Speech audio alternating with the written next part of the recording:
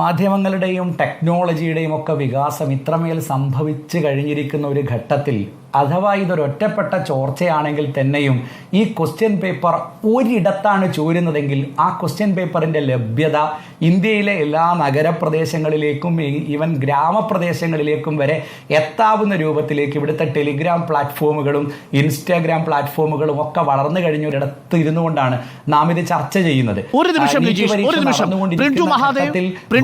നേരത്തെ പറഞ്ഞല്ലോ ഒറ്റപ്പെട്ട സംഭവമെന്ന് NTAയുടെ അഫിഡവിറ്റിലെ വാക്കുകൾ ഉദ്ധരിച്ച് ഒരു ചോദ്യപേപ്പർ ചോർന്നാൽ സ്വാഭാവികമായും അത് ചോർത്തുന്നവൻ എന്തായിരിക്കും ചെയ്യുക? അതിൻ്റെ ഒരു ഫോട്ടോ എടുക്കുകയായിരിക്കും ചെയ്യുക. അത് ടെലിഗ്രാമിൽ ഇട്ടാൽ എത്ര നിമിഷങ്ങൾ കൊണ്ട് എത്ര പേരിലേക്ക് അത് പകർത്താൻ സാധിക്കും? പ്രിന്റു മഹാദേവ്, ആ സാങ്കേതിക വിദ്യയുള്ള കാലത്ത് ഒറ്റപ്പെട്ട സംഭവം എന്ന് പറഞ്ഞൊഴിയാൻ കഴിയുമോ എന്നതാണ് ചോദ്യം. പ്രിന്റു മഹാദേവ്, നമ്മുടെ ലോജിക്കിനെ ചോദ്യം ചെയ്യല്ലേ പ്രിന്റു? ഇതിനകത്ത് ലോജിക്കൊന്നുമില്ല സാർ. ഇതിനകത്ത് കൃത്യമായിട്ട് അങ്ങനെ ഞാൻ പറയട്ടെ അല്ല സാർ, ഇതിനകത്ത് കൃത്യമായിട്ട് ആ പ്രദേശങ്ങളിൽ നടന്ന ഒറ്റപ്പെട്ട സംഭവമാണെന്ന് ഈ കേന്ദ്ര അന്വേഷണ ഏജൻസി കൃത്യമായി കണ്ടെത്തിയിട്ടുണ്ട്. അത് എവിടെയാണോ അതുകൊണ്ടാണല്ലോ എങ്ങനെ വിശ്വസിക്കും? ഇത് കണ്ടുകൊണ്ടിരിക്കുന്ന പ്രേക്ഷകർ വിശ്വസിക്കുമോ? പതിനായിരക്കണക്കിന് ആളുകളിലേക്ക് വളരെ വേഗം നിങ്ങൾക്ക് എത്രയോ പെട്ടെന്ന് വേഗതയിൽ എത്തിക്കാൻ സാധിക്കും. അത്രയും വേഗത്തിൽ എത്തിക്കുന്ന ഒരു സംവിധാനം അങ്ങനെ നടന്നിട്ടില്ല. ഇത് ഒറ്റപ്പെട്ട ചോർച്ചയാണെന്ന് സുപ്രീം കോടതി പരമോന്നത നീതിപീഠത്തെ കൃത്യമായി ബോധ്യപ്പെടുത്തിയോണ്ടാണ് സാർ. അതുമായി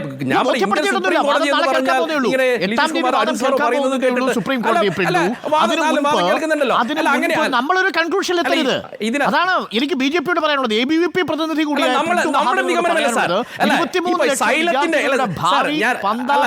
ഒരു പരീക്ഷാ സംവിധാനം പൂർണ്ണമായി റദ്ദാക്കണം.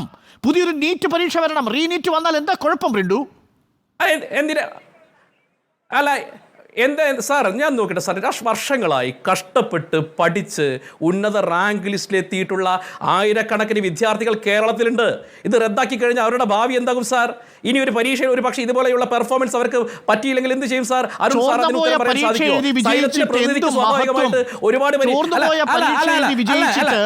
എങ്ങനെയാണ്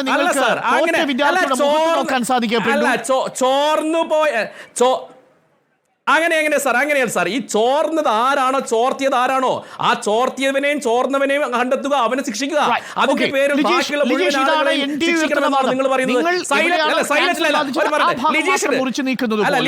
അത്ര പ്രിസിഷനോടുകൂടി ഈ പരീക്ഷയുടെ ക്രമക്കേട് നടത്തിയ ആളുകളെ കണ്ടെത്തിയിരിക്കുന്നു.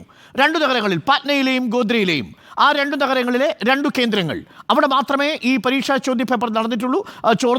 ആ ചോർന്നിട്ടുള്ള ആളുകളെ, അതിൻ്റെ ഗുണഭോക്താക്കളെ കണ്ടെത്തിയിരിക്കുന്നു. അവരെ ഇതാ ഈ ലിസ്റ്റിൽ നിന്ന് മാറ്റിയിരിക്കുന്നു. അവർക്കെതിരെ നിയമ നടപടി വന്നിരിക്കുന്നു. ബാക്കിയുള്ള വിദ്യാർത്ഥികളെ അതിനെ പീനലൈസ് ചെയ്യരുത്. ഇതാണ് NTAയുടെ വാദം. ഇത് ലോജിക്കലാണോ ലിജീഷ്?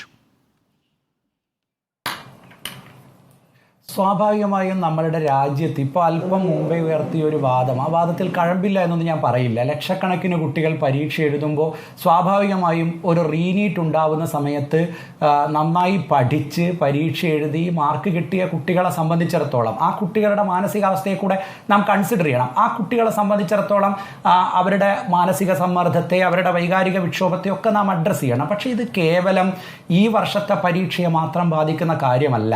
ഇന്ത്യയിലെ ലക്ഷക്കണക്കിന് കുട്ടികൾ വിശ്വസിക്കുന്ന ഒരു പരീക്ഷാ നടത്തിപ്പുമായി ബന്ധപ്പെട്ട ഒരു പ്രശ്നം നമ്മളുടെ മുമ്പാകെയുണ്ട്.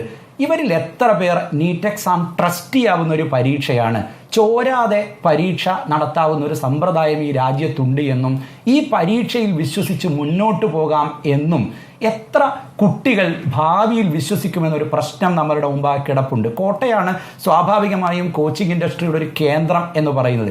കഴിഞ്ഞ ദിവസം കോട്ടയിലുള്ളൊരു വളരെ പ്രശസ്തമായ അലൻ എന്ന് പറയുന്ന ഇന്ത്യയിലെ വളരെ പ്രശസ്തമായ സ്ഥാപനത്തിൻ്റെ CEO-യും ഫൗണ്ടറുമായ അലൻ്റെ ഒരു ഡയറക്ടർമാരിൽ ഒരാൾ നടത്തിയ ഒരു പത്രക്കുറിപ്പ് ഞാൻ കാണുകയുണ്ടായി. കോട്ടയിൽ ഈ വർഷം ചരിത്രത്തിലാദ്യമായി 40% അഡ്മിഷൻ കുറഞ്ഞിരിക്കുന്നു. ഞാനൊരു കോച്ചിങ് ഇൻഡസ്ട്രി തഴച്ചു വളർത്തുന്ന കുഞ്ഞുങ്ങളുടെ ഫിനാൻഷ്യൽ കോൺട്രിബ്യൂഷനെ കുറിച്ചല്ല പറയുന്നത്. ഈ 40% കൊഴിഞ്ഞുപോക്കുണ്ടാവുന്നു എന്നത് അലനെ എങ്ങനെ ബാധിക്കും, ഈ കോച്ചിങ് ഇൻഡസ്ട്രി എങ്ങനെ ബാധിക്കും എന്നതല്ല എൻ്റെ പ്രശ്നം. ഈ 40% എങ്ങോട്ടേക്കാണ് പോകുന്നത്?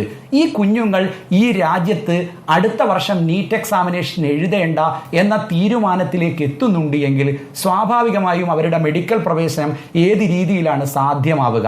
അവർ ഈ രാജ്യത്തെ പരീക്ഷയെ വിശ്വസിക്കാതെ മറ്റ് രാജ്യങ്ങളിലേക്ക് വലിയ ഡൊണേഷൻ കെട്ടിക്കൊണ്ട് വലിയ ഫീസ് കെട്ടിക്കൊണ്ട് പ്രൈവറ്റ് മെഡിക്കൽ കോളേജുകളെ ട്രസ്റ്റി ആവുന്ന അവസ്ഥയിലേക്ക് പോവുകയാണോ? അങ്ങനെയാണോ നമ്മളുടെ പരീക്ഷ നടത്തിപ്പ് വരേണ്ടത്? തുടങ്ങിയ ചോദ്യങ്ങൾ നമ്മളുടെ മുമ്പിലുണ്ട്. അതുകൊണ്ട് തന്നെ ചോർച്ചയില്ലാത്തൊരു പരീക്ഷ നടത്തും എന്ന് ഉറപ്പുവരുത്താനുള്ള ഉത്തരവാദിത്തം കോടതിക്കും ഇവിടുത്തെ വളരെ പ്രധാനപ്പെട്ട കാര്യമാണ് ലിജീഷ്. ഞാൻ മടങ്ങി വരാം.